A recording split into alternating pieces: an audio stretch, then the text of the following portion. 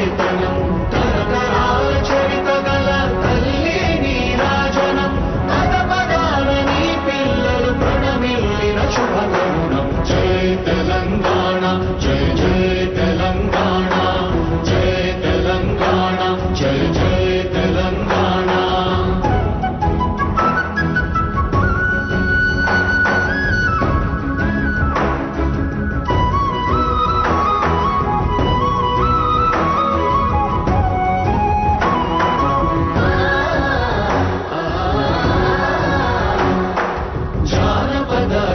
జీవన జావళీలు జాలువార కవి గాయక వైతాళిక కళల మంజీరాలు జాతిని జాగృత పరచే గీతాల జనజాతర అనునిత్యము నీ గానం అమ్మ నీవే మా ప్రాణం జై తెలంగాణ జై జై తెలంగాణ జై తెలంగాణ జై జై తెలంగాణ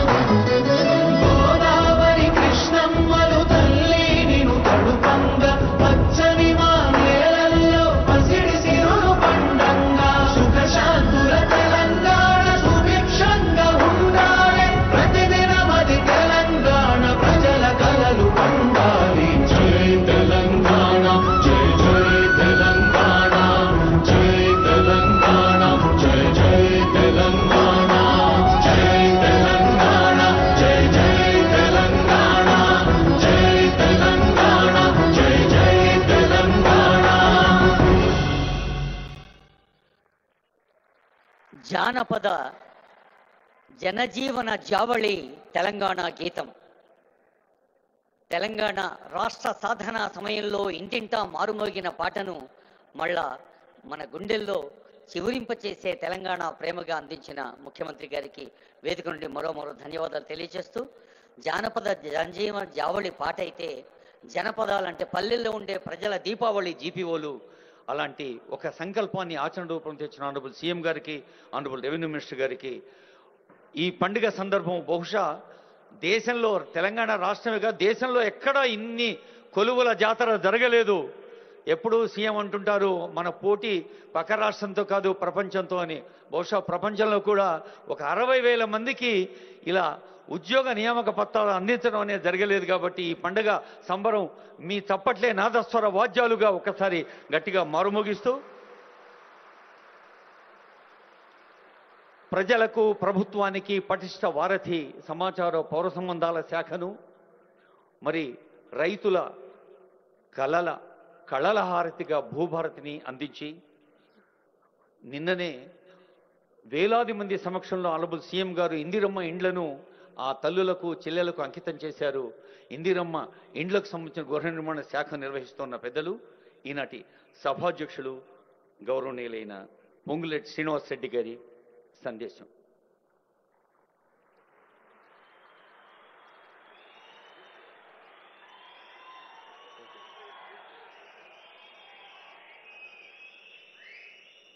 గౌరవనీయులైన ముఖ్యమంత్రి, రెవెన్యూ శాఖ మంత్రి ఎప్పుడు అంటుంటారు, అధికారులు ముందుండి నడుపుతారు మీలాంటి క్షేత్రస్థాయి నుంచి రాష్ట్ర స్థాయి దాకా అధికారులు. మరి ఇప్పుడు రాష్ట్ర స్థాయిలో ఈ బాధ్యతలు నిర్వహిస్తున్న ప్రధాన కమిషనర్ భూ పరిపాలన శ్రీ డిఎస్ లోకేష్ కుమార్ ఐఏఎస్ గారి స్వాగత వచనాలు. సభకి నమస్కారం. ఈరోజు రెవెన్యూ డిపార్ట్మెంట్కి ఒక శుభదిన. ఎందుకంటే మనకి కొత్తగా గవర్నమెంట్ వచ్చిన తర్వాత నుంచి రెవెన్యూ డిపార్ట్మెంట్లో ఆల్మోస్ట్ సిరీస్ ఆఫ్ రీఫార్మ్స్ని మనకి తీసుకోవడం జరిగింది. ఫస్ట్ మనకి భూభారతి చట్టంని రూపొందించుకోవటము, తర్వాత ఇంప్లిమెంట్ చేయడం స్టార్ట్ చేసుకోవటము, తర్వాత రూల్స్ కూడా ఫ్రేమ్ చేసుకొని అది కూడా ఇంప్లిమెంటేషన్ చేసుకోవటము. సో తర్వాత కొంత పీపుల్ ఫ్రెండ్లీ అంటే ఫార్మర్స్ ఫ్రెండ్లీగా భూభారతి పోర్టల్ని కూడా మనం స్టార్ట్ చేసుకోవడం జరిగింది. తర్వాత దాని సబ్సిక్వెంట్గా మనకి కావాల్సిన ఇంపార్టెంట్ మైల్ స్టోను ఈరోజు ఒకటి ఇంపార్టెంట్ ఏదంటే, మనకి రెవెన్యూ అడ్మినిస్ట్రేషన్ మండల్ స్థాయి వరకే ఉంది, కానీ విలేజ్ లెవెల్ ఎవరూ లేరు. మనకి రెవెన్యూ డిపార్ట్మెంట్కి సంబంధించిన చాలా రిక్వెస్ట్ రెవెన్యూ సదస్సుల ద్వారా కానీ లేదా ప్రతి సోమవారం జరిగే ప్రజావాణిలు కానీ మనకి దరఖాస్తులు వస్తున్నాయి. కానీ దానికి వెరిఫై చేసుకోవటము, ఎంక్వైరీ చేయటము, దాని మీద డిసిషన్ తీసుకోవడానికి మనకి ఒక సిస్టమ్ లేదు. ఇప్పుడు మనకి ఈ విలేజ్ స్థాయిలో మనకి గ్రామ పాలనా అధికారులు రావటం వల్ల మనకి బృహత్తర ఒక ఏదో గవర్నమెంట్ ఉద్దేశం పెట్టుకుందో దాన్ని నెరవేర్చడానికి మనకి ఉపయోగపడుతుంది. అస్ ఎ సిరీస్ ఆఫ్ రిఫార్మ్స్ మళ్ళీ ఫర్దర్గా కూడా మనకి credit goes to our honourable minister and honourable revenue minister. మనకి లైసెన్స్ సర్వేయర్ సిస్టమ్ కూడా మేబీ నవంబర్ టైంలో మనకి ఒక 10,000 వరకు మనకి విలేజ్ లెవెల్ ఉంటారు. సో దీని ద్వారా కూడా మనకి ఏదంటే ఒక ఇంపార్టెంట్ ఇది సర్వే కాంపోనెంట్ మనకి ఎప్పుడు కూడా మన స్టేట్లో మిస్ అయింది. అది కూడా ఇంట్రడ్యూస్ చేస్తున్నాం అన్నమాట. సో అది కూడా షార్ట్లీ ఇదేలాగా ఇంకొక పెద్ద ప్రోగ్రామ్ లాగా చేసి వాళ్ళు కూడా మనము లైసెన్స్ సర్వేయర్స్కి లైసెన్స్ ఇవ్వడం జరుగుతుంది షార్ట్లీ. సో ఇవన్నీ చూసుకుంటూ మనకి ఏదంటే మనము ఒక ఇంపార్టెంట్ రెస్పాన్సిబిలిటీ కూడా మనకి ఇప్పుడు వచ్చింది అని చెప్పుకోవాలి. ఎందుకంటే ఇప్పుడు విలేజ్ లెవెల్ జీపీఓస్ ఉంటున్నారు, లైసెన్స్ సర్వేయర్స్ కూడా వస్తారు. తర్వాత చక్కగా మనకి భూభారతి చట్టం కూడా ఉంది. తర్వాత ఈ పోర్టల్ కూడా రూపొందించుకున్నాము. ఇప్పుడు మనం చేయాల్సినది ఏదంటే మనకు చాలా వరకు గ్యాప్స్ ఉన్నాయి. ఆ గ్యాప్స్ని మనము ఫిలప్ చేయాలి. పర్టికులర్లీ ఏదంటే రెవెన్యూ రికార్డ్స్ మనకి కంప్యూటరైజ్ చేసుకున్నాం, కానీ దానికి సరిపోయే సర్వే రికార్డ్స్ లేవు మనకి. ఇప్పుడు నెక్స్ట్ ఫ్యూ డేస్లో మనకి ఈ సర్వే అన్నీ మనకి ఆల్మోస్ట్ 2,29,00,000 మనకి సర్వే నంబర్స్ ఉంటే ఇప్పుడు ప్రాబ్లము లేనివి అనుకోవచ్చు. మనకి 2,14,00,000 వరకు మనకి ఉన్నాయి. దాన్ని కొంత వెరిఫై చేసి దానికి సర్వే మ్యాప్ క్రియేట్ చేసుకోవటము, దాంతో తోడుగా దాన్ని జేఐ రెఫరెన్స్ చేసుకోవటము. తర్వాత మనకి ఆల్రెడీ భూభారతి చట్టంలో కూడా గవర్నమెంట్ డిసిషన్ తీసుకుంది. ఏదంటే ఫర్దర్గా మనం ఏం రిజిస్ట్రేషన్ చేయాలన్నా కూడా ముందు సబ్ డివిజన్ చేసుకుంటూ తర్వాత రిజిస్ట్రేషన్ కానీ మ్యూటేషన్స్ కానీ అవన్నీ చేసుకోవాల్సి వస్తుంది. దాన్ని కూడా ఆనరబుల్ మినిస్టర్ గారు జనవరి అని టార్గెట్ పెట్టారు, జనవరి నుంచి ఇంప్లిమెంట్ చేయాలని. కాబట్టి మనము టైము చాలా తక్కువగా ఉంది. సో ఈ రిఫార్మ్స్ మనకి ఈ తీసుకొచ్చిన జీపీఓస్, తర్వాత లైసెన్స్ సర్వే సిస్టము, సో దీనివల్ల మనకి చాలా ఉపయోగపడుతుంది. రైతులకు కూడా మనము చాలా మేలు చేయాల్సి వస్తుంది. దాన్ని దృష్టిలో పెట్టుకొని ఈరోజు ఒక శుభదినము. అదేలాగా మనకి ఇంకా ఎక్కువగా రెస్పాన్సిబిలిటీ మా రెవెన్యూ డిపార్ట్మెంట్ మీద పెట్టినట్లు ఉంటుంది. అందరూ కలిసికట్టుగా ఇది తీసుకొని మనము ముందుకు వెళ్ళాలి. దీంతో ఇప్పుడు మనకి రెవెన్యూ సదస్సులలో కూడా మనకి 8,60,000 అప్లికేషన్స్ వచ్చినాయి. ఈ ఎంక్వైరీ చేయడానికి మనకి ఆఫీసర్స్ లేక చాలా వరకు కొంత వెనకబడ్డాము. ఇప్పుడు మీరందరూ వచ్చారు కాబట్టి దానికి సంబంధించింది కూడా ఎంక్వైరీ చేసుకోవటము, దాన్ని కూడా మనము డిస్పోజ్ చేసుకోవటము, ఫార్మర్స్గా ఫ్రెండ్లీగా మనం చాలా అక్సెసిబుల్గా ఉండాలి, ఫార్మర్స్కి కూడా మనం మేలు జరగాలి. మళ్ళీ అందరూ కలిసికట్టుగా గవర్నమెంట్కి ఈ రిఫార్మ్స్ వల్ల మనకేముందో మీకు కూడా బెనిఫిట్ ఉంది. సో దాని బెనిఫిట్ని కూడా మనము ప్రజలు కూడా పాస్ ఆన్ చేయాలి, గవర్నమెంట్ కూడా మంచి పేరు తీసుకురావాలి. సో ఇది మనకి బ్రీఫ్గా వెల్కమ్ అడ్రస్. మనకి ఇప్పుడు 5,106 మంది గ్రామ పాలనా అధికారులకి ఇక్కడ అపాయింట్మెంట్ ఆర్డర్ ఇస్తున్నాము. దీంతో తోడుగా ఒక 1,700 మంది మనకి జూనియర్ అసిస్టెంట్స్ ఉంటున్నారు. సో వీళ్ళందరూ కలిసి మనకి 6,800 మంది వరకు మనకి విలేజ్కి క్లస్టర్ వారీగా చూసుకోవడానికి పంపిస్తుంటాము. వాళ్ళతో తోడుగా మనకి ఆల్రెడీ రికార్డ్ అసిస్టెంట్గా కూడా 1,100 మంది ఉన్నారు. తర్వాత విఆర్ఎస్ కూడా 39,000 మంది ఉన్నారు. అందరూ కలిపితే ఇక విలేజ్ లెవెల్ చూస్తే 11,800 మంది మనకి ఒక పెద్ద ఆర్మీ లాగా తయారవుతారు. సో ఇప్పటి నుంచి మనకి విలేజ్ లెవెల్ ఏమో ఆవట్లేదు, ఫార్మర్స్కి రైతులకి మేలు జరగట్లేదు అనేది మాత్రం మనకి రాకూడదు. సో నేను ఆన్ బిహాఫ్ ఆఫ్ యూ అందరి తరఫున గవర్నమెంట్కి మనం ప్రామిస్ చేస్తున్నాము, ఎట్టి పరిస్థితుల్లో గవర్నమెంట్కి చెడ్డ పేరు రాకుండా మేము ఈ గవర్నమెంట్ నిర్దేశించిన ఉద్దేశాన్ని మనము ముందుకు తీసుకువెళ్తామని చెప్తూ, సో ధన్యవాదాలు అందరూ. Thank you.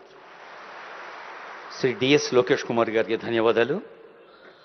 భూభారత్ అనే సౌధంలో 4 స్తంభాలు ఆనరబుల్ సీఎం గారు ప్రజాంకితం చేసినప్పుడు చెప్పారు, చట్టము, నియమాలు, వ్యవస్థ, పోర్టల్. ఈరోజు 3వ స్తంభం వ్యవస్థలో మీరు మూల స్తంభాలుగా ఈరోజు నిలుస్తున్నారు. తెలంగాణ ఆశీర్వచనంతో, తెలంగాణ తల్లి ఆశీస్సులతో ఈ భూభారతి కానీ రైతులకు సంబంధించిన అనేక అంశాలపై ఒక ఉద్యమే నహి సిద్ధ్యంతి నా కార్యాణి నా మనోరథ అన్నారు. ఉద్యమంలాగా ముందుకు సాగితే తప్ప కార్యాలు నెరవేరవు. అలాంటి ఉద్యమ వేగంతో సాగుతున్న గౌరవనీయులైన ముఖ్యమంత్రి గారి మార్గదర్శనంలో ఉన్న రెవెన్యూ, గృహ నిర్మాణ, సమాచార, పౌర సంబంధాల శాఖ మంత్రులు, నేటి సభాధ్యక్షులు పెద్దలు పొంగులేటి శ్రీనివాసరెడ్డి గారి సందేశం.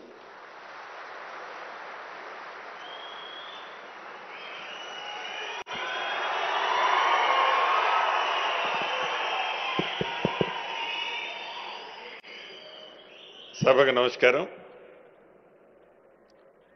ఈరోజు ఈ కార్యక్రమానికి ముఖ్య అతిథిగా విచ్చేసిన మనందరి అభిమాన నాయకులు, మన ప్రీతమ ముఖ్యమంత్రి గారు గౌరవనీయులు ఏ రేవంత్ రెడ్డి గారికి, వేదిక మీద ఉన్న గౌరవ స్పీకరు గడ్డం ప్రసాద్ గారికి, గౌరవ సహచర మంత్రివర్యురాలు సోదరిమణి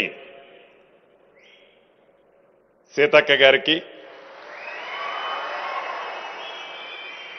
గౌరవ శాసన మండలి విప్ గారు మహేందర్ రెడ్డి గారికి, గౌరవ పార్లమెంటు సభ్యులకి, గౌరవ సహచర శాసన సభ్యులకి, గౌరవ కార్పొరేషన్ చైర్మన్లకు, అదే రకంగా సీఎం అడ్వైజర్ గారు వేం నరేందర్ రెడ్డి గారికి, revenue principal secretary Lokesh Kumar గారికి, ఇంకా వేదిక మీద అనేక మంది ప్రముఖులు, అధికారులు, ఈ కార్యక్రమానికి హాజరైన నా రెవెన్యూ కుటుంబ సభ్యులు, మీడియా మిత్రులు అందరికీ మనస్ఫూర్తిగా హృదయపూర్వక నమస్కారం. చాలా సంతోషం. ఆనాడు ఎన్నికల ముందు ఏదైతే మన నాయకులు రాహుల్ గాంధీ గారు కానీ, ఆనాటి పిసిసి అధ్యక్షులు ఈనాటి మన ప్రీతమ ముఖ్యమంత్రి గారు రేవంత్ రెడ్డి గారు కానీ, ఇప్పటి డిప్యూటీ చీఫ్ మినిస్టర్ గారు, ఆనాడు మన ప్రతిపక్ష నాయకులు భట్టి గారు కానీ, మేమందరం కానీ మీ దీవెనలతో ప్రజా ప్రభుత్వం ఏర్పడి ఇందిరమ్మ రాజ్యం వచ్చిన తర్వాత అర్ధరహితంగా ఆనాటి ప్రభుత్వం అర్ధరాత్రి తీసుకొచ్చిన ఏ చట్టం, రెవెన్యూ చట్టాన్ని తీసుకొచ్చి ప్రజలను ఇబ్బంది పెట్టిందో, ధరణి అనే ఒక భయంకరమైన భూతాన్ని ప్రజలకి ఇబ్బంది కలగకుండా దాన్ని అరేబియా మహాసముద్రంలో వేస్తామని చెప్పిన మాట ప్రకారం సముద్రంలో వేయటమే ముఖ్యం కాదు, అర్ధరాత్రి ఆనాటి ప్రభుత్వంలాగా ప్రజలకు ఉపయోగకరం కాని చట్టం కాకుండా ప్రజలకి చుట్టములా ఉండే ఒక అద్భుతమైన చట్టాన్ని తీసుకురావాలని గౌరవ ముఖ్యమంత్రి సూచనలతో, గౌరవ కేబినెట్ మంత్రుల సూచనలతో, అనేక మంది శాసనసభ్యులు, పార్లమెంటు సభ్యుల సూచనలతో, నిద్రపోని అనేక రాత్రులు అధికారులు చాలా మంది కష్టపడి అద్భుతమైన భూభారతి చట్టం 2025 చట్టాన్ని తీసుకొచ్చి అసెంబ్లీ సాక్షిగా ఆ చట్టాన్ని ఆనాడు తెలంగాణ రాష్ట్ర ప్రజలకి ఒక చట్టంలా తయారు చేసే భాగంలో ఏ ధరణిని ఆనాటి దొరలు తీసుకొచ్చారో ఆ ధరణిలో లోపాలని భవిష్యత్తులో ప్రజలకి తెలియజేసే ఉద్దేశంతో తెచ్చే చట్టాన్ని ఆపాలని అసెంబ్లీ సాక్షిగా వారు చేసిన ప్రయత్నం రాష్ట్ర ప్రజలందరూ చూశారు. దానికి ప్రత్యక్ష సాక్ష్యం గౌరవ స్పీకర్ గారు కూడా ఇక్కడే ఉన్నారు. అయినా ప్రజలకిచ్చిన మాటే మాకు ముఖ్యమని గౌరవ ముఖ్యమంత్రి గారి సూచనలతో అద్భుతమైన చట్టాన్ని జనవరి మొదటి వారం ఈ సంవత్సరంలో తీసుకొచ్చి 90 రోజుల్లో ఆ చట్టానికి విధి విధానాలు అంటే రూల్స్ అండ్ రెగ్యులేషన్స్ ను కూడా తయారు చేసి ఆ రూల్స్ అండ్ రెగ్యులేషన్స్ ను కూడా తయారు చేసేటప్పుడు నాకు తెలిసి గౌరవ ముఖ్యమంత్రి గారు ఒక 36-37 గంటలు నిద్రపోయి ఉండరు. చాలా సందర్భాల్లో గౌరవ ముఖ్యమంత్రి గారిని మేము విసిగించుంటాం. అయినా ఓపికగా ఒక చట్టం చేస్తున్నాం. ఆ చట్టానికి ఆనాడు 2020లో చేసిన చట్టం ధరణి చట్టానికి 3 సంవత్సరాలైనా దానికి రూల్స్ రెగ్యులేషన్స్ ఆనాటి ప్రభుత్వం చేయలే. కానీ మనము చేసిన భూభారతి చుట్టం లాంటి చట్టానికి 90-92 రోజుల్లోనే అధికారుల కృషితో సహచర కేబినెట్ మంత్రుల సూచనలతో గౌరవ ముఖ్యమంత్రి గారి ఆదేశాలతో రూల్స్ అండ్ రెగ్యులేషన్స్ తయారు చేయటమే కాకుండా ఏప్రిల్ 14వ తారీఖు డాక్టర్ బిఆర్ అంబేద్కర్ గారి జన్మదినాన్ని పురస్కరించుకొని ఈ భూభారతి చట్టాన్ని తెలంగాణ రాష్ట్ర ప్రజలకి గౌరవ ముఖ్యమంత్రి రేవంత్ రెడ్డి గారి చేతుల మీదుగా అంకితం చేసిన సంగతి కూడా మీ అందరికీ తెలిసిందే. చట్టాన్ని అయితే అద్భుతంగా చేసుకున్నాం. ఈ చట్టం దేశంలో అన్ని రాష్ట్రాలకు ఒక రోల్ మోడల్గా ఉండే విధంగా ఎక్కడా చిన్న లోపాలు లేకుండా బ్రహ్మాండమైన చట్టాన్ని తయారు చేసుకొని దానికి విధి విధానాలు నిర్మించుకొని ఆ చట్టము ఆధారంగా ప్రజలలోకి ఆనాటి ధరణితో ఇబ్బంది పడ్డ ప్రజలని విముక్తులని చేయటం కోసం ముఖ్యంగా భూములున్న ఆసాములకి పూర్తి భద్రత కల్పించే విధంగా ఆనాటి దొరల ఆలోచనలకి భిన్నంగా ప్రజా ప్రభుత్వం పేదవాడి భరోసా ఇచ్చే విధంగా పేదవాడి ఆత్మ గౌరవానికి ఎన్నుదండుగా ఉండే విధమైన ఈ చట్టంతో 3 విడతల్లో పైలట్ గా 4 మండలాల్లో రాష్ట్ర వ్యాప్తంగా చేశాం. ఈ చట్టం యొక్క ఫలితాలు ఎలా ఉంటాయని తర్వాత ప్రతి జిల్లాలో 32 జిల్లాలలో ప్రతి మండలంలో మళ్లీ చేశాం ఒక గ్రామంలో. అవి అయిన తర్వాత జూన్ 2వ తారీఖు నాడు రాష్ట్ర అవతరణ దినోత్సవ సందర్భంగా రాష్ట్ర వ్యాప్తంగా ఆ ధరణితో ఇబ్బంది పడ్డ రైతన్నలకు భూములున్న ఆసాములకు పూర్తి భద్రతతో ఉన్న ఈ చట్టంతో అప్లికేషన్లు సేకరించడమే కాకుండా గడిచిన ఈ 2.5 నెలలలో ఏవైతే ఆనాడు రాష్ట్ర వ్యాప్తంగా 8,65,000 అప్లికేషన్లు వచ్చాయి. అదనంగా ఆనాడు 2020 చట్టం చేసేటప్పుడు ఏదైతే సాదా బైనామాలకి మీరు అప్లై చేసుకోండి, ఆ సాదా బైనామాల సమస్యల్ని పరిష్కరిస్తామని చెప్పిన ఆనాటి దొరవారు ఆ చట్టంలో సాదా బైనామాల అంశాన్నే పెట్టని కారణంగా ఆన్లైన్లో అప్లికేషన్లు అయితే తీసుకున్నాం. కానీ ఒక్క సమస్యకు కూడా సాదా బైనామాల సమస్యలు పరిష్కరించలే. దాని ఆధారంగా ఆనాటి దొరవారి ప్రభుత్వంలోనే కోర్టుకి కొంతమంది పిల్లి రూపంలో వేశారు.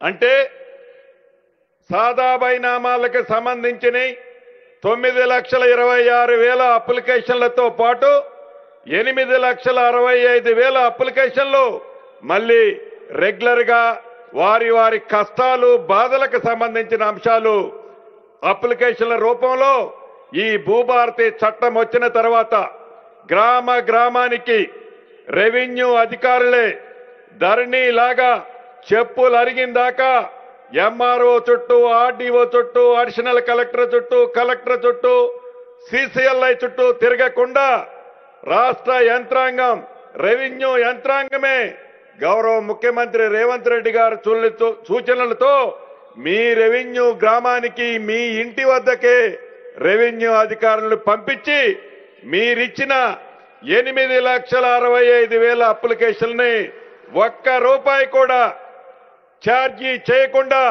తీసుకోవటం జరిగిందని ఈ వేదిక ద్వారా ఒక్కసారి రాష్ట్ర ప్రజలకి గుర్తు చేస్తున్నాను. అంతేకాదు వీటిని పరిష్కరించే దాంట్లో భాగంగా 3 అడ్డంకులున్నాయి. మొదటిది ఏదైతే సాదా బైనామాలకు సంబంధించిన అంశం, ఆనాటి దొరవారు చేసిన తప్పిదాల వల్ల కోర్టులో ఆ కేసు స్టేలో ఉంది. ఆనరబుల్ కోర్టులో భూభారత్ వచ్చిన తర్వాత ఏజీ గారితో గౌరవ ముఖ్యమంత్రి గారు కేబినెట్ అనేక పర్యాయాలు చర్చించి ఆ స్టేని గడిచిన వారం రోజుల కిందే ఆనరబుల్ కోర్టు నుంచి దాన్ని స్టేని వెకెట్ చేయించుకోవడం కూడా జరిగింది. ఆ 9,26,000 అప్లికేషన్లు ఏవైతే ఉన్నాయో దాంట్లో న్యాయపరమైన ఎలిజిబుల్ ఉన్నాయి. తప్పకుండా గౌరవ ముఖ్యమంత్రి గారి సూచనలతో వాటిని పరిష్కరించే కార్యక్రమాన్ని వడివడిగా చేపట్టబోతున్నాం. రెండో అంశం, ఆనాటి దొరవారు చెప్పిన కార్యక్రమం, ఆనాటి దొరవారి మాట వినలేదని అర్ధరాత్రి ప్రతి గ్రామంలో ఉండే రెవెన్యూ వ్యవస్థ, అది విఆర్ఓలు కావచ్చు, విఆర్ఏలు కావచ్చు, వారందరినీ ఒక్క పెన్ను పోటుతో రోడ్డును పడేశారు. ఏ రెవెన్యూ గ్రామంలో రెవెన్యూ వ్యవస్థ లేదు. ఏదన్నా ప్రకృతి విపత్తు వస్తే, అంటే మొన్న కామారెడ్డిలో వచ్చినట్లు, అంతకుముందు ఖమ్మం జిల్లాలో వచ్చినట్లు, గోదావరి పరివాహక ప్రాంతాల్లో వచ్చినట్లు ఏదైనా విపత్తు వస్తే ఆ విపత్తును కూడా ప్రత్యక్షంగా చూసి ఆ రెవెన్యూ అధికారులు ఆర్డీఓ గారికో కలెక్టర్ గారికో చెప్పే వ్యవస్థ కూడా లేదు అనే జ్ఞానం కూడా లేకుండా ఆ వ్యవస్థని రోడ్డు మీద ఆనాటి ప్రభుత్వం పడేసిపోతే, మీ దీవెళ్లతో వచ్చిన ఈ ప్రజా ప్రభుత్వం ఎన్నికల ముందు చెప్పిన మాట ప్రకారం రాష్ట్రంలో ఉన్న 10,954 రెవెన్యూ గ్రామాలకు మన ప్రభుత్వం, అంటే ఇందిరమ్మ ప్రభుత్వం వచ్చిన తర్వాత రెవెన్యూ అధికారుల్ని ఇస్తామన్న మాట ప్రకారం ఈనాడు క్లస్టర్లుగా చేసి 6,860 క్లస్టర్లు చేసి ఈరోజు గౌరవ ముఖ్యమంత్రి రేవంత్ రెడ్డి గారి చేతుల మీదుగా వారికి సర్టిఫికెట్లు ఇచ్చి ప్రతి రెవెన్యూ గ్రామానికి రెవెన్యూ అధికారిని, బాధ్యతాయుతమైన అధికారిని నియమించే కార్యక్రమాన్ని ఈరోజు నెరవేర్చుకోబోతున్నాం. ఇక మూడో అంశం ఒక్కటి ఉంది. ఇందాక సెక్రటరీ గారు చెప్పినట్లు సర్వేర్ల అంశం, ఇది పెద్ద సమస్య.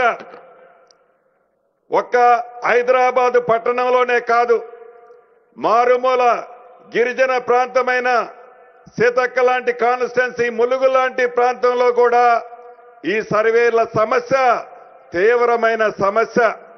గట్టు పంచాయతీలు, భూమి ఎక్కువ ఉందని తక్కువ ఉందని, అన్నదమ్ముల పంచాయతీలు, ఇతరత్ర అనేక సమస్యలతో ఈ భూ పరిష్కారం, భూమి సమస్యలు పేరుకుపోయిన మాట వాస్తవం.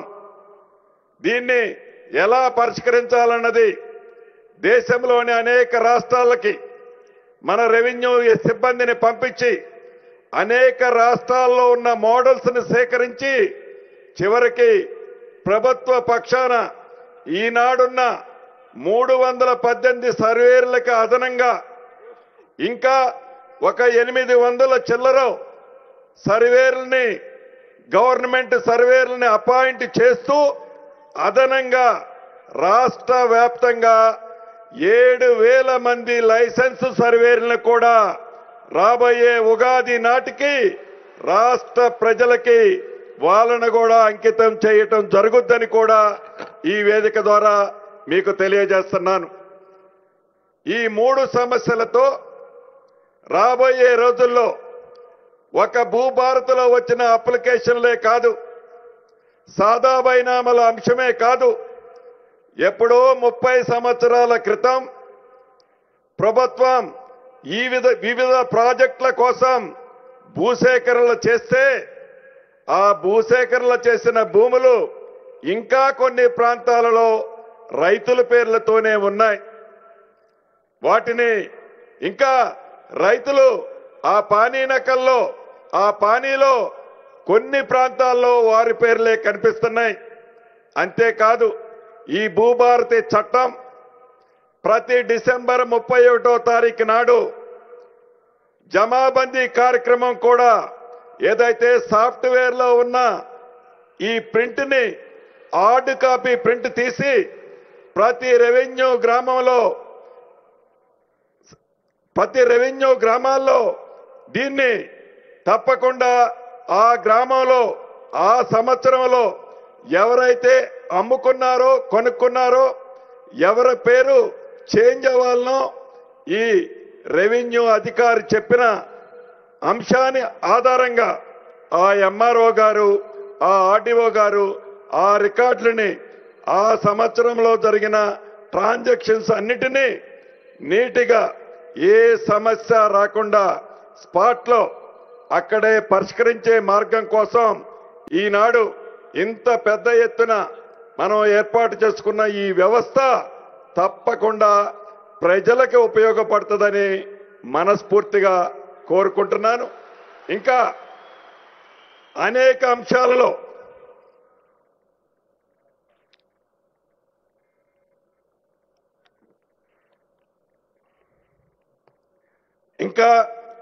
అంశాలలో ఈ జీపీఓలు ఎవరైతే ఈనాడు నియమిస్తున్నామో రాబోయే రోజుల్లో నియమించుకునే సర్వేర్లు కానీ ఇతరత్ర తప్పకుండా ఈ రాష్ట్ర ప్రజలకు ముఖ్యంగా రైతన్నలకు ఏ ఉద్దేశంతోనైతే ఈ భూభారతి చట్టం అనే చట్టాన్ని తీసుకొచ్చామో తప్పకుండా చుట్టముల రాష్ట్ర ప్రజలందరికీ కూడా ఉపయోగపడే విధంగా ఒక మంచి ఉద్దేశంతో ఒక మంచి ఆలోచనతో ఈ ప్రజా ప్రభుత్వం మన ఇందిరమ్మ ప్రభుత్వంలో మనందరం నాతో సహా భాగస్వాములమయ్యా ఈనాడు రెవెన్యూ డిపార్ట్మెంట్లో మీ అందరితో కలిపి నాతో సహా ఈ వేదిక ద్వారా మనం ఒక సందేశాన్ని రాష్ట్ర ప్రజలకి ఇవ్వాల్సిన అవసరం ఉంది.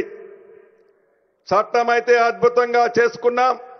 ఈ చట్టం రాబోయే రోజుల్లో చుట్టమనే పదే పదే నాతో పాటు మీరు చెప్తున్నారు. ఈ చెప్పేదాన్ని రాష్ట్ర ప్రజలకి నాతో సహా మనందరం ఒక ప్రతిజ్ఞ కూడా చేయాల్సిన అవసరం ఉంది. కాబట్టి తప్పకుండా అందరూ లెగిచి మీ రైట్ హ్యాండ్ని ముందుకు సాపి నేను చెప్పింది మీరు చెప్పాలని మనస్ఫూర్తిగా కోరుకుంటూ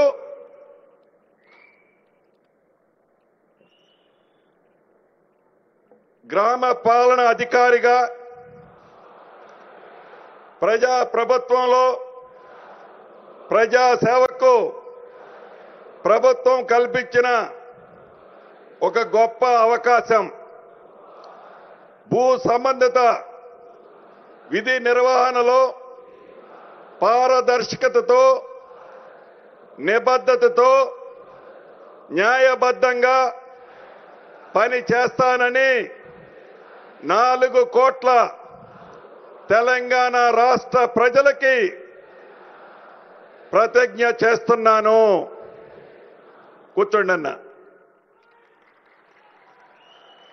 కాబట్టి రాష్ట్ర ప్రజలు ఏదైతే ఆశిస్తున్నారో మీ అందరి సహకారంతో మీ అందరి ఆశీస్సులతో మీతో పాటు నేను నాతో పాటు మీరు మన ప్రభుత్వానికి మన ప్రజా ప్రభుత్వానికి ఎక్కడ చిన్న మచ్చ కూడా రాకుండా ఉండే విధంగా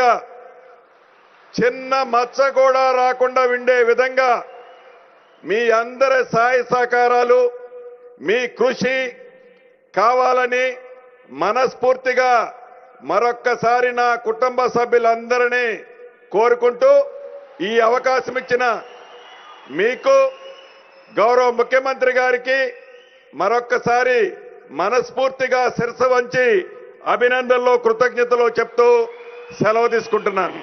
థ్యాంక్ యూ అన్న. ధన్యవాదాలు సార్. సభాధ్యక్షులు రెవెన్యూ శాఖ మంత్రులు వారి స్ఫూర్తిదాయక సందేశానికి ధన్యవాదాలతో 4 కోట్ల తెలంగాణ ప్రజల సేవలో లాల్ బహదూర్ స్టేడియంలో కానీ ఈ హైటెక్స్లో కానీ వేలాది మంది నియామక పత్రాలు అందుకున్న వాళ్ళు బహుశా వాళ్ళ ఇంటి గోడల మీద ఒక సూక్తి రాసుకొని ఉంటారు. ఇవాళ టీచర్స్ డే కదా, స్కూల్ గోడల మీద ఉన్నట్టు. ముఖ్యమంత్రి గారు ఒక వాక్యాన్ని బాగా స్ట్రెస్ చేస్తుంటారు. ఉద్యోగం కాదిది భావోద్వేగం అని, and emotional attachment towards the given duty. మరి ఇందాకే అనుకున్నాం, సీఎం గారు రాకముందు ఆనరబుల్ సీఎం, డిప్యూటీ సీఎం, మంత్రులు, పెద్దలందరూ రోజుకు 18 గంటలు తెలంగాణ కోసం తపనతో పనిచేస్తున్నప్పుడు dedicated leader gets a dedicated team. ఆ డెడికేటెడ్ లీడర్కు మనమంతా డెడికేటెడ్ టీమ్గా ఉండాలని హామీ ఇస్తూ, ఎక్కడైనా బహిరంగ సభలంటే ప్రజలు ఉంటారు, కానీ తెలంగాణ ప్రజాపాలన ప్రభుత్వంలో వేలాది మంది ఉద్యోగులు ఉంటారు. ఈ బహిరంగ సభను ఉద్దేశించి ఆనరబుల్ సీఎం గారి సందేశం. సూర్యుడు మన రేవంతన్న నిగ్గదీసి అడిగే మునగాడు, వీడు భూమిన వానైతాడు, వీర సాదల ధైర్యం వీడు, దొంగ దొరల వ్రతం పడతాడు మన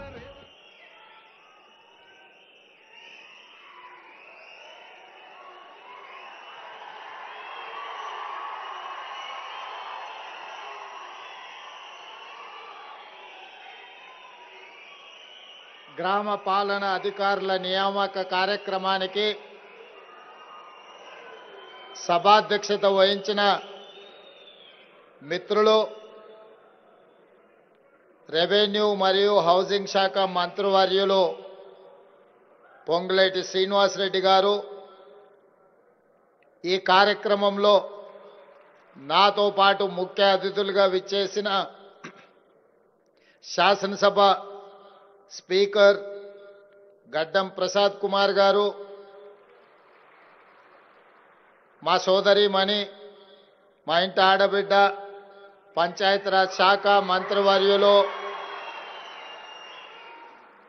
శ్రీమతి సీతక్క గారు, అదేవిధంగా ప్లానింగ్ కమిషన్ వైస్ చైర్మన్ పెద్దలు డాక్టర్ జిల్లెల చిన్నారెడ్డి గారు, శాసన మండలి చీఫ్ విప్ పట్నం మహేందర్ రెడ్డి గారు, పార్లమెంట్ సభ్యులు, కేంద్ర మాజీ మంత్రివర్యులు బలరాం నాయక్ గారు, అదేవిధంగా వేదిక మీద ఉన్న శాసన మండలి సభ్యులు, శాసన సభ్యులు, వివిధ కార్పొరేషన్ల చైర్మన్లు, ప్రభుత్వంలో వివిధ హోదాలలో ఉన్న మిత్రులు, అదేవిధంగా వివిధ శాఖలకు సంబంధించిన అధికారులు, ముఖ్యంగా రెవెన్యూ శాఖకు సంబంధించిన ప్రిన్సిపల్ సెక్రటరీ, ఇతర అధికారులు, తెలంగాణ ప్రజలకు రేపటి నుంచి అండగా నిలబడబోయే గ్రామ పాలన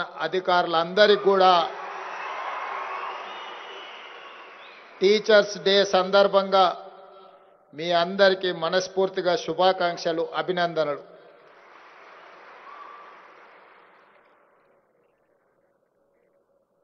మిత్రులారా, మిమ్మల్ని ప్రభుత్వ ఉద్యోగులుగా సంబోధించకుండా మిత్రులు అని ఎందుకు సంబోధిస్తున్నాను అంటే, ఆనాడు తెలంగాణ ఉద్యమంలో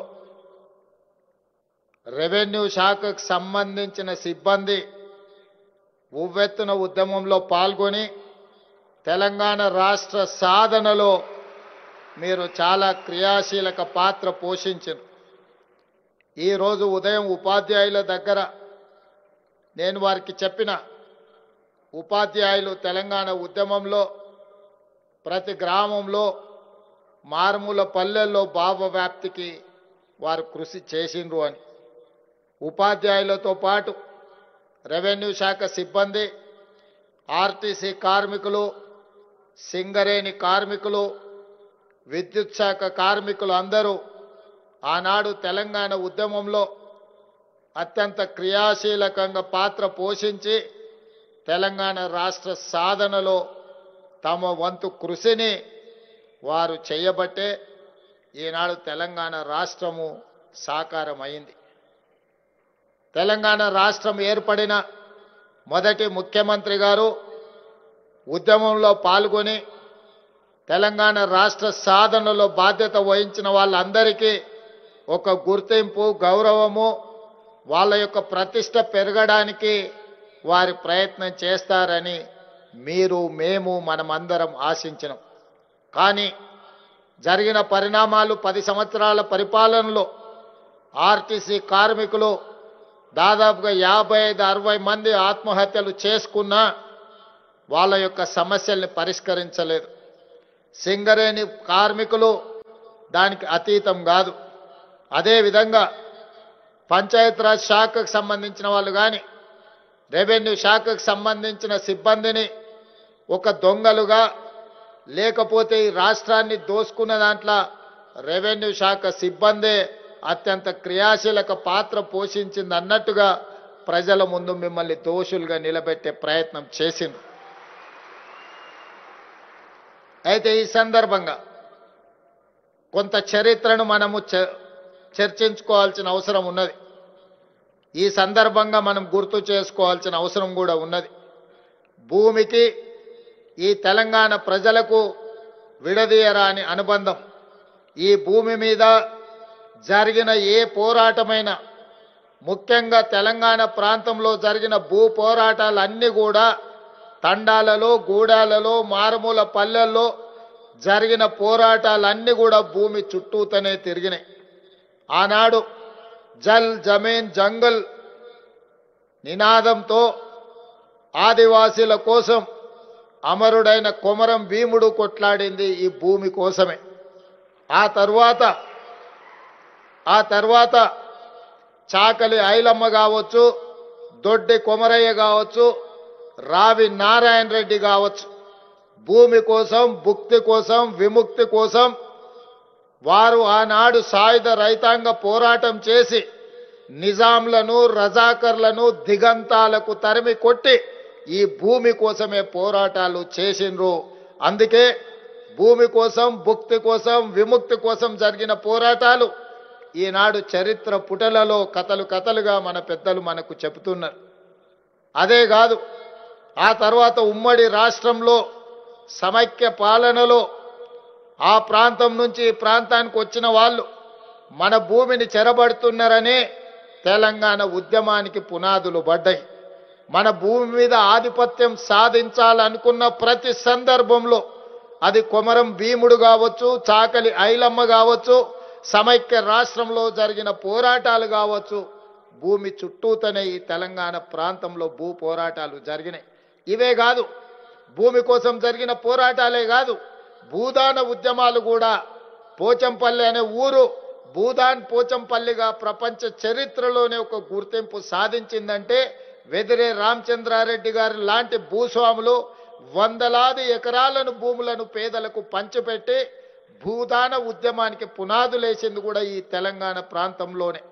వీరే కాదు, ఆనాడు నక్సల్ బరి ఉద్యమంలో దున్నేవాడికే భూమి అని నక్సల్ నినదిస్తే పివి నరసింహారావు గారు మన తెలంగాణ బిడ్డ శ్రీమతి ఇందిరాగాంధీ గారిని ఒప్పించి మెప్పించి అగ్రికల్చర్ సీలింగ్ యాక్ట్ను తీసుకొచ్చి వేలాది ఎకరాల భూములున్న భూస్వాములను, జామీందారులను, జాగీర్దారుల నుంచి ఆ భూములను తీసుకొని దళితులకు, గిరిజనులకు, ఆదివాసీలకు, ఇతర వెనుకబడిన వర్గాలకు అసైన్మెంట్ పట్టాల పేరు మీద 25 లక్షల ఎకరాల భూ పంపకాలు ఈ తెలంగాణ భూగడ్డ మీదనే జరిగినాయి.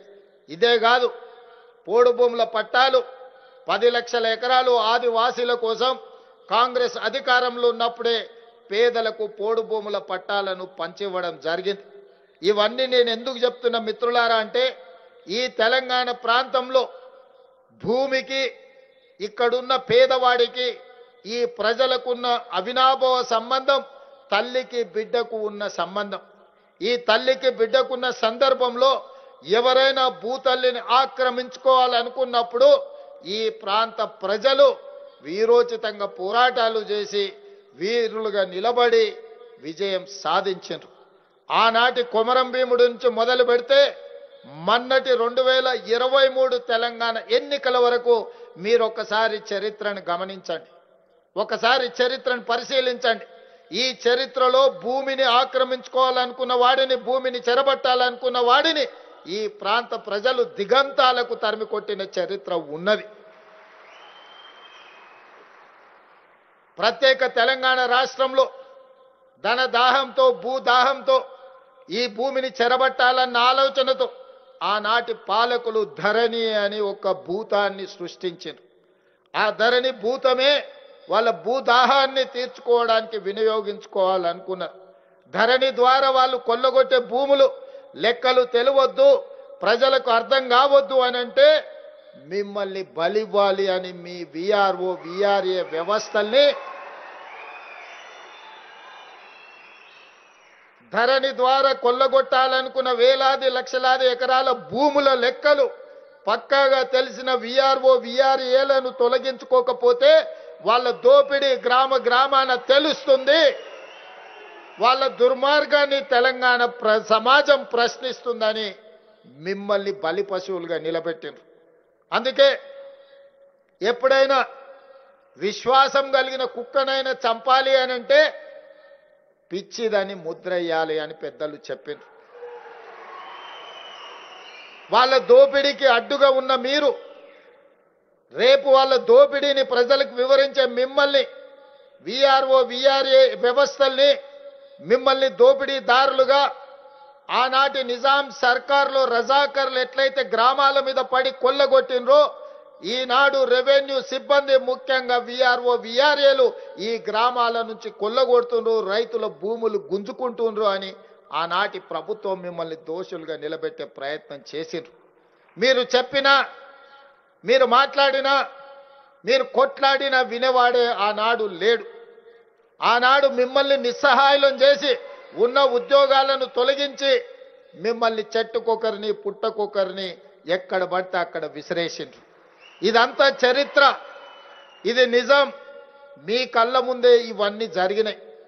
అందుకే ఆనాడు నేను పాదయాత్ర మొదలుపెట్టినప్పుడు సమ్మక్క సారలమ్మ జాతర సాక్షిగా సమ్మక్క సారలమ్మ ఆశీర్వాదం తీసుకొని సీతక్క తోడుగా పాదయాత్ర మొదలుపెట్టి వివిధ నియోజకవర్గాలు, వివిధ జిల్లాలలో రైతులను కలుసుకుంటూ, పేదలతో మాట్లాడుకుంటూ, వాళ్ళ సమస్యలు తెలుసుకుంటూ ముందుకు వెళ్ళిన. ఎవరిని కదిలిచ్చినా అది ప్రభుత్వ ఉద్యోగి అయినా, ప్రైవేటు వ్యక్తి అయినా, పేదవాడైనా, దళితుడైనా, గిరిజనుడైనా ఈ ధరణి ఒక భూతంగా మారి మమ్మల్ని పట్టి పీడిస్తుంది. ఈ కొరివి దయ్యం నుంచి మాకు విముక్తి కలిగించండి అని చెప్పి, అందుకే రాహుల్ గాంధీ గారితో చెప్పించిన సిడబ్ల్యూసి సమావేశంలో తీర్మానం చేసినాం. ప్రజాపాలనలో ఇందిరమ్మ రాజ్యంలో ధరణిని బంగాళాఖాతంలో ఇసిరి వేస్తాం, దానికి ప్రత్యామ్నాయంగా చట్టాన్ని తెస్తామని ఆనాడు చెప్పడం జరిగింది.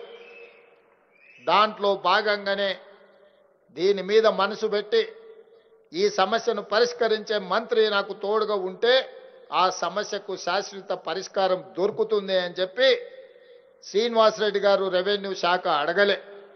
కానీ నేనే ఢిల్లీలో మా పెద్దలతో మాట్లాడి ముఖ్యమంత్రికి ఒక నిర్ణయం తీసుకున్నా.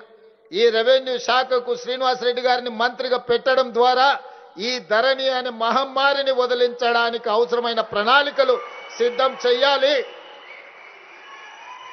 అని చెప్పి వారితో పాటు నిష్ణాతులైన నిపుణులతో ఒక కమిటీ వేయడం జరిగింది.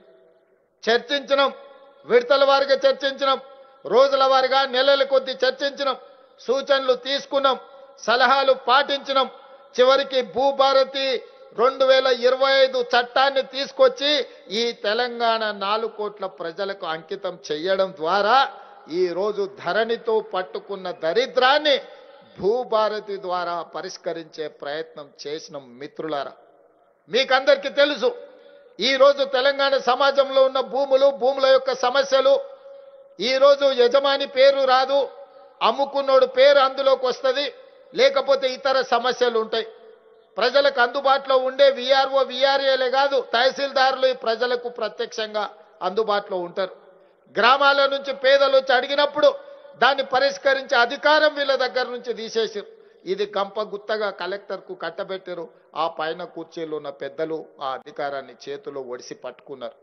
సమస్యకు పరిష్కారం కాదు, ఎన్నిసార్లు తిరిగినా మీరేం సమాధానం చెప్పలేరు. దాంతోని మీ మీద కోపము ఆవేశంగా మారి ఇబ్రహీంపట్నంలో తహసీల్దార్నే పెట్రోల్ పోసి తగలబెట్టే పరిస్థితి వచ్చింది. మల్రెడ్డి రంగన్న నియోజకవర్గంలోనే ఈ ధరణి భూతం వల్ల అమ్ముకున్నోళ్ళు తిరిగి కొత్త రికార్డులు వచ్చినాయని ఆ భూమి ఇంకొకరికి ఒప్పందం చేస్తే జంట హత్యలు ఈ ధరణి వల్ల అదే ఇబ్రహీంపట్నం నియోజకవర్గంలో జరిగినాయి. ఇవి 1-2 ఉదాహరణలు మాత్రమే నేను చెప్పదలుచుకున్నా. సిరిసిల్లలో ఒక ఆడబిడ్డ తన రెవెన్యూ రికార్డును సర్దిద్దుకోవడానికి లంచం అడిగిందని నేను ఇవ్వలేనని చెప్పి తాలిబొట్టును తీసి ఆ అధికారి కార్యాలయానికి తగిలిచ్చి వచ్చింది. అది సహజంగా వచ్చిన సమస్య కాదు, ధరణి వల్ల వచ్చిన సమస్య. ధరణి తీసుకొచ్చిన సమస్య పేదలకు. రెవెన్యూ అధికారులు తెచ్చిన సమస్య కాదు, అది రెవెన్యూ అధికారుల సమస్య కాదు. ఆనాటి పాలకులు తీసుకొచ్చిన సమస్య, ఆనాటి పాలకులు అంటించిన వైరస్. ఆ వైరస్ పేరే ధరణి. ధరణి పేరు మీద వాళ్ళు కొల్లగొట్టిన భూముల లెక్కలు తొందరలోనే గ్రామ పాలన అధికారులుగా మీరు వచ్చిన తర్వాత తీయాలి. అందుకే అన్ని రకాలుగా ఆలోచన చేసినాం, అందరితో మాట్లాడినాం, అందరి సలహాలు సూచనలు తీసుకున్నాం. తీసుకున్న తర్వాత పేద రైతులకు ప్రభుత్వానికి ఒక వారధి ఉండాలి, సారథులుగా మీరు మారాలి అని ఈరోజు గ్రామ పాలన అధికారులను 5,000 మందిని నియమిస్తున్నాం. మిత్రులారా, ప్రభుత్వానికి పేద ప్రజలకు ఈ తెలంగాణ సమాజంలో ఉన్న దాదాపుగా 1,56,00,000 ఎకరాల భూములకు సంబంధించి, వ్యవసాయ భూములకు సంబంధించి రెవెన్యూ రికార్డులను ప్రక్షాళన చేయడమే కాదు, పారదర్శకంగా పేద రైతులకు అందుబాటులోకి తేవడమే కాదు, గతంలో జరిగిన తప్పిదాలను సరిదిద్ది ఈ రోజు ప్రజలకు అందుబాటులో పెట్టవలసిన బృహత్తరమైన బాధ్యత మీ భుజ స్కంధాల మీద ఉన్నది. మిత్రులారా, ఈ భూభారతి చట్టం పకడ్బందీగా అమలు జరగాలి, పేదవాడికి న్యాయం జరగాలి అనంటే ఈ గ్రామ పాలన అధికారులు ఈ రోజు ప్రజలకు అందుబాటులో ఉండాలన్న ఆలోచనతోనే ఈరోజు మా ప్రభుత్వం తిరిగి మిమ్మల్ని నియమించే ప్రక్రియకు ఈరోజు పూనుకున్నది. ఇదే కాదు, సాదా బైనామాలు ఇప్పుడే పెద్దలు శ్రీనివాసరెడ్డి గారు చెప్పినారు. దాదాపుగా 8-9 లక్షల ఎకరాల సాదా బైనామాల అప్లికేషన్లు సంవత్సరాల కొద్దీ అక్కడ నిరీక్షిస్తున్నాయి. ఇవాళ మీరు బాధ్యత చేపట్టిన ఎంబడే భూభారతి సమస్యల్ని పరిష్కరించడమే కాదు, ధరణి దరిద్రాన్ని వదిలించడమే కాదు, సాదా బైనామాల్ని పేదలకు అందుబాటులోకి తీసుకొచ్చి వీటిని అమలు చేయాల్సిన బాధ్యత కూడా మీ మీదనే ఉంది. ఇక్కడే మనం జాగ్రత్తగా ఉండాలి. ఏ సమాజంలో అయినా, ఎంత గొప్ప వ్యవస్థలను అయినా 2%, 3%, 5% కొంతమంది చెడు వాళ్ళు ఉంటారు. అంత మాత్రాన వ్యవస్థను మొత్తాన్ని మనం తగలబెట్టుకుంటామా? ఇవాళ ఇంట్లోకి ఎలుక దూరితే ఎలుకని పట్టుకుంటామా, ఇల్లు తగలబెట్టుకుంటామా? ఒక్కసారి ఆలోచన చెయ్యండి. అట్లనే ఆనాడు రెవెన్యూ శాఖలో ఎవరైనా విఆర్ఓలు, విఆర్ఏలో, తహసీల్దార్లు ఎవరైనా చిన్నదో పెద్దదో తప్పిదం చేసి ఉండొచ్చు. తప్పులు చేసే వాళ్ళను సరిదిద్దడానికి ప్రయత్నం చేయాలి, సరిదిద్దుకోమని ఒక అవకాశం ఇవ్వాలి. అయినా ఇవ్వకపోతే మన చట్టాలు ఉన్నాయి, మన విధి విధానాలు ఉన్నాయి, వాళ్ళ పట్ల మనం చర్యలు తీసుకోవడానికి. అంతేగాని సొంత ఇంటిని తగలబెట్టుకున్నట్టు ఈ వ్యవస్థను మొత్తాన్ని రద్దు చేయడం ద్వారా వాళ్ళ దొంగతనాలు కప్పిపుచ్చుకోవడానికే ప్రయత్నం జరిగింది తప్ప ఇది వ్యవస్థ వల్ల, మీ రద్దు వల్ల పేదలకు న్యాయం జరగలేదు. 20 నెలల్లో ముఖ్యమంత్రిగా పరిపాలనలో, అదే విధంగా గ్రామ సభలలో, ఇతర ప్రభుత్వ కార్యక్రమాలు, అది రేషన్ కార్డులు కావచ్చు, లేకపోతే సన్నబియ్యం ఇచ్చే విషయంలో కావచ్చు, లేకపోతే భూ సంస్కరణలు తీసుకొచ్చి తద్వారా రైతు భరోసాను అందుబాటులోకి తీసుకురావాలనుకున్నప్పుడు రెవెన్యూ వ్యవస్థ లేని లోటు, విఆర్ఓలు, విఆర్ఏలు లేని వ్యవస్థ లోటు మాకు కనిపించింది. అందుకే మంత్రులతో మంత్రివర్గ సమావేశంలో మాట్లాడిన మనం ఖచ్చితంగా ఈ వ్యవస్థను ఏదో ఒక రూపంలో పునరుద్ధరించి ప్రజలకు అందుబాటులోకి తీసుకురావాలి. మంత్రివర్గ సహచరులు నాకు ఒక సూచన, హెచ్చరిక చేసిండ్రు.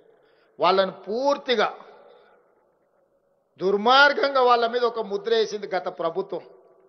ఇవాళ దుర్మార్గమైన ముద్ర ఎంత పాతుకుపోయిందంటే మీరు చెరిపేసినా చెరగనంత బలంగా వాళ్ళు ముద్రేసిండ్రు, పచ్చబొడిసినట్టు. మరి ఈ వ్యవస్థను మీరు పునరుద్ధరిస్తే మళ్ళీ ప్రజలకు ఇబ్బంది జరుగుతుంది, రైతులకు కష్టం వస్తుంది, రైతులకు నష్టం జరుగుతుందని ఆ ప్రభుత్వం మిమ్మల్ని ప్రచారం చేస్తారు కదా, దీన్ని ఏ విధంగా ఎదుర్కొంటారని నన్ను సహచర మంత్రివర్గ సభ్యులు అడిగారు. అంటే నేను ఒక మాట చెప్పిన, ప్రభుత్వంలో ఎంతో మంది ముఖ్యమంత్రులు అయిన ఎన్నో ప్రాజెక్టులు కట్టారు. పండిత్ జవహర్లాల్ నెహ్రూ గారు మొదలుపెట్టిన మన నాగార్జున సాగర్, శ్రీశైలం, శ్రీరామ్ సాగర్ లాంటి ప్రాజెక్టులు, ఆ తర్వాత ముఖ్యమంత్రులుగా వచ్చిన వాళ్ళు కట్టిన భీమా, నెట్టంపాడు, కోయిల్ సాగర్ ఇలాంటి ఎన్నో ప్రాజెక్టులు కట్టిండ్రు. వాళ్ళందరూ ప్రాజెక్టులు కట్టిండ్రు. ఆ ప్రాజెక్టులు ఈ రోజుకు ఉన్నాయి. మరి గత పాలకులు కట్టిన కాళేశ్వరం కూలేశ్వరం అయింది కదా. కూలిపోయిన కాళేశ్వరాన్ని చూపించి ఆ పార్టీని రద్దు చేస్తారా, లేకపోతే వాళ్ళందరినీ వీళ్ళని తొలగించినట్టు మొత్తం ఉద్యోగాల నుంచి తొలగించడానికి అవకాశం ఉందా అని నేను అడిగిన. నిజంగానే చిన్నదో పెద్దదో తప్పు జరిగితే మొత్తం వ్యవస్థనే రద్దు చేసిండు. 1,00,000 కోట్లు ఖర్చు పెట్టిన కాళేశ్వరం కట్టడం కూలడం 3 ఏళ్లలోనే జరిగిపోయింది. మరి వాళ్ళనేమనాలి, వాళ్ళకేం శిక్ష విధించాలనో నేను కాదు, ఈ ప్రశ్న నేను అడగను. వేలాది మంది గ్రామ పాలన అధికారులు గ్రామాన వాళ్ళే అడుగుతారు, వాళ్ళే సమర్థించుకుంటారు, వాళ్ళే పేదలకు సేవలు చేస్తారు, వాళ్ళే రైతుల సమస్యల్ని పరిష్కరించే బాధ్యత తీసుకుంటారు. ఎందుకంటే ఎంతో వ్యతిరేకత వారు కల్పించిన ఈరోజు మా రెవెన్యూ శాఖ మంత్రి బలంగా వాదించి ఈరోజు ఈ వ్యవస్థను పునరుద్ధరిస్తున్నాడు. ఇవాళ పూర్తి బాధ్యత రెవెన్యూ మంత్రి పొంగులేటి శ్రీనివాసరెడ్డి గారు మీ తరఫున వకాల్తు తీసుకున్నాడు. నాకు వారి పట్ల మీ పట్ల సంపూర్ణమైన విశ్వాసం ఉన్నది, నమ్మకం ఉన్నది. తెలంగాణ సాధనలో భాగస్వాములైన మీరు, ప్రజా పాలన అధికారంలోకి రావడానికి భాగస్వాములైన మీరు ఈ ప్రభుత్వానికి చెడ్డ పేరు వస్తే నాకు, మీకు, మీ సోదరుడు పొంగులేటి శ్రీనివాసరెడ్డి గారికి కూడా చెడ్డ పేరు కాదా? ఇవాళ అందుకే ఏ చెడ్డ పేరు రాకుండా ఖచ్చితంగా మంచి పరిపాలన అందించి భూభారతి చట్టాన్ని అమలు చేయడమే కాదు, సాదా బైనామాలను కూడా ఎక్కడ వివాదాలకు తావు లేకుండా ఖచ్చితంగా మా గ్రామ పాలన అధికారులు అమలు చేస్తారని మంత్రివర్గానికి నేను హామీ ఇచ్చిన. అందుకే మిత్రులారా, ఈ భూమితో చెలగాట మాడినోడు, ఈ భూమి మీద ఆధిపత్యం చెలాయించాలనుకున్నాడు, కొమరం భీము నుంచి మొదలు పెడితే ఈనాటి ధరణి పోర్టల్ తీసుకొచ్చిన వాళ్ళ వరకు ఎవ్వరు కూడా ఈ భూమి మీద ఆధిపత్యాన్ని సాధించలేదు. అది అసాధ్యం, అది అసాధ్యం అని నేను ఈ సందర్భంగా తెలియజేయదలుచుకున్నా. ఏ గతి పట్టిందో నిజాం నవాబులకు, రజాకర్లకు, భూస్వాములకు, జాగీర్దారులకు, జమీందారులకు ఆనాటి సాయుధ రైతాంగ పోరాటంలో ప్రజలు ఏ విధంగా గుణపాఠం చెప్పినరో, ధరణి ముసుగులో దోపిడీకి పాల్పడాలనుకున్న వాళ్ళకు కూడా ప్రజాస్వామ్య పద్ధతిలో ఈనాడు మీరు గుణపాఠం చెప్పినరు. అందుకే ప్రజా పాలన వచ్చింది. ఇందిరమ్మ రాజ్యంలో మళ్ళీ మీ కొలువుల జాతర మొదలైంది. అందుకే ఇది మీ ఆత్మ గౌరవానికి సంబంధించిన సమస్య. ఇది ఉద్యోగం కాదు, ఇది భావోద్వేగం. మిమ్మల్ని చాలా సమాజం ముందు దోషులుగా నిలబెట్టే విధంగా చిత్రీకరించారు. ఇవాళ వాళ్ళకున్న అధికారాన్ని, ఆ రోజు ఉన్న టీవీలు, పేపర్లను అన్నిటిని అడ్డం పెట్టుకొని మీ మీద రోజుల కొద్దీ విష ప్రచారాలు కల్పించి మిమ్మల్ని దోషులుగా తెలంగాణ సమాజం ముందు నిలబెట్టే ప్రయత్నం చేసిండ్రు. ఒక రకంగా ఈ తప్పుడు ప్రచారం బలంగా ప్రజల మెదళ్లలో నాటుకుపోయే విధంగా ఈ విష ప్రచారాన్ని ఆనాటి పాలకులు కల్పించారు. అందుకే మిత్రులారా, జాగ్రత్తగా ఉండండి. ఈ రోజు సమయస్ఫూర్తితో, సంవయనంతో మనం అందరం వ్యవహరించాలి. రేపు జరగబోయే కార్యక్రమాలలో మీరు క్రియాశీలక పాత్ర పోషించాలి. గతంలో ఏదైతే మన మీద ముద్ర వేసిండ్రో ఆ ముద్రను తొలగించుకోవడమే కాదు, ముద్ర వేసిన ఆనాటి పాలకులు తప్పుడు విధానాలు, ధరణి పేరు మీద పాల్పడ్డ దోపిడీలను ప్రజలకు వివరించే విధంగా మనందరం ఈనాడు ప్రతిజ్ఞ చెయ్యాలి. ఉద్యోగం ఇది కాకపోతే ఇంకొకటి వస్తుంది, మీకు ఇంకో అవకాశం కాకపోతే జీవితంలో ఇంకో అవకాశం వస్తుంది. కానీ మన మీద పడ్డ మచ్చను చెరుపుకునే అవకాశం అరుదైన సందర్భాల్లోనే వస్తుంది. ఇవాళ రెవెన్యూ శాఖ మీద పడ్డ మచ్చను చెరుపుకునే అవకాశం మీ 5,000 మంది చేతుల్లోనే ఉంది. అందుకే మిత్రులారా, గ్రామాలకు వెళ్ళండి, ప్రజా సమస్యలు తెలుసుకోండి, వాటిని పరిష్కరించండి.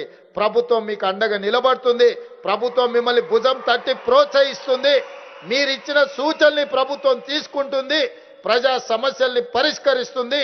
మీ మీద మన మీద పడ్డ మచ్చను పరిపాలన చెయ్యలేడు అని నా మీద చేస్తున్న ఆరోపణ, పరిపాలనలో అవినీతికి పాల్పడతారని మీ మీద చేస్తున్న ఆరోపణ తప్పు అని నిరూపించాల్సిన బాధ్యత మన అందరి మీద ఉంది.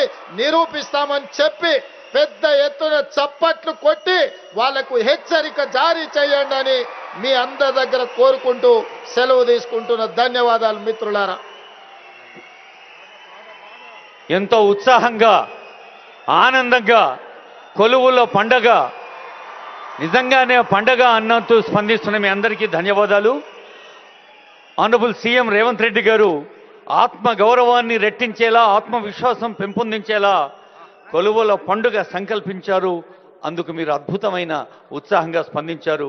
మరోమారు అందరికీ హృదయపూర్వక శుభాకాంక్షలతో ఇప్పుడు గౌరవనీయులైన సీఎం గారి చేతుల మీదుగా లాంఛనంగా కొంతమంది యువతీ యువకులకి కొంతమందికి నియామక పత్రాలు అందజేస్తుంది వేదిక.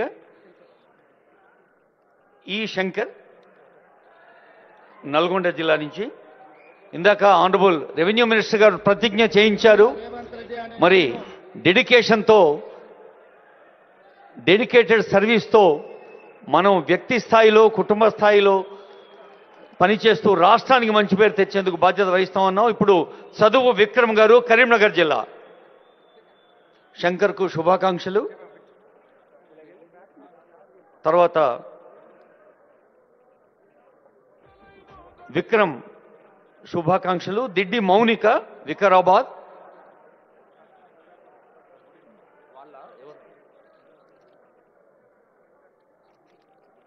మౌనిక తర్వాత పాల్ ప్రశాంత్ కుమార్, సంగారెడ్డి.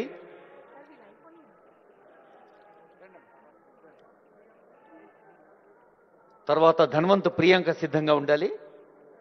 మనలో చాలా మంది ఉద్యోగులకు అపాయింట్మెంట్ నుంచి రిటైర్మెంట్ దాకా మన ఇమీడియట్ బాసుల్ని చూస్తాం, లేదా కొంచెం పై బాసులను చూస్తాం.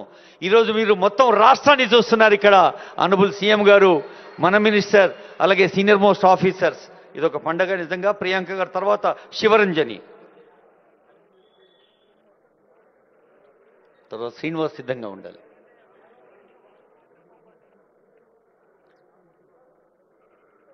గోల్డ్ శివరంజని హైదరాబాద్, ఇందాక ప్రియాంక నిజామాబాద్. ఇప్పుడు బి శ్రీనివాస్ నిర్మల్.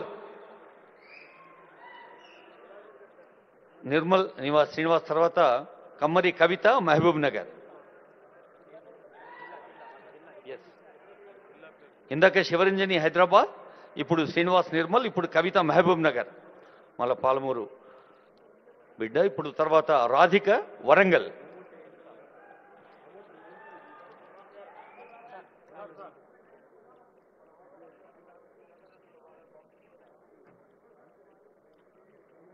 తర్వాత ఖమ్మం నసరుద్దీన్ బాబా రెడీగా ఉండాలి.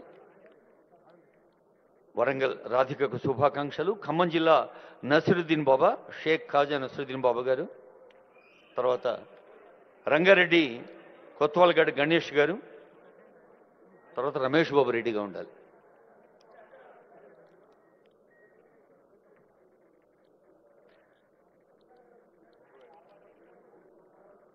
కొత్వాల్గడ్ గణేష్ రంగారెడ్డి జిల్లా. తర్వాత రమేష్ బాబు నాగర్ కర్నూలు.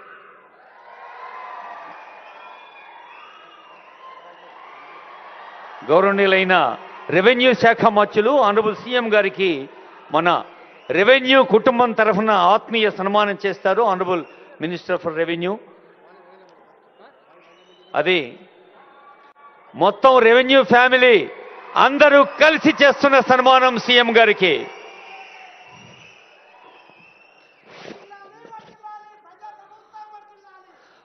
గౌరవనీయులైన ముఖ్యమంత్రి గారు ఇప్పుడు స్టేజ్ మీద కనిపిస్తున్నారు మనకు. RRR రెవెన్యూ రేవంత్ రెడ్డి కదా. RRR అంటే తెలంగాణ అభివృద్ధి పథంలో ముచ్చటైన 3 భాగాలు వారి సంకల్పం. మరి ఈరోజు రెవెన్యూను మరింత బలోపేతం చేసే గ్రామ పాలనా అధికారులందరూ ఈ సన్మానంలో పాల్గొంటున్నారు. రెవెన్యూ విభాగానికి చెందిన వివిధ సంస్థల ప్రతినిధులు, వివిధ ఉద్యోగ సంఘాలు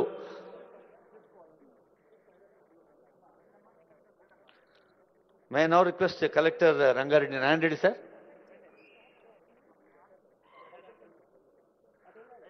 రంగారెడ్డి కలెక్టర్ నారాయణ రెడ్డి గారి తరఫున పెద్దలు లోకేష్ కుమార్ గారు, మకరంద్ గారు, మరి సీనియర్ ఆఫీసర్స్ అందరి తరఫున మీ అందరికీ హృదయపూర్వక శుభాకాంక్షలు.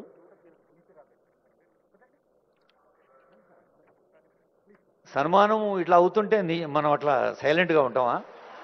అది అప్పటి సీఎం మాట్లాడుతుంటే, రెవెన్యూ మినిస్టర్ మాట్లాడుతుంటే మీరు చాలా జోష్తో హోస్తో చప్పట్లు కొట్టారు.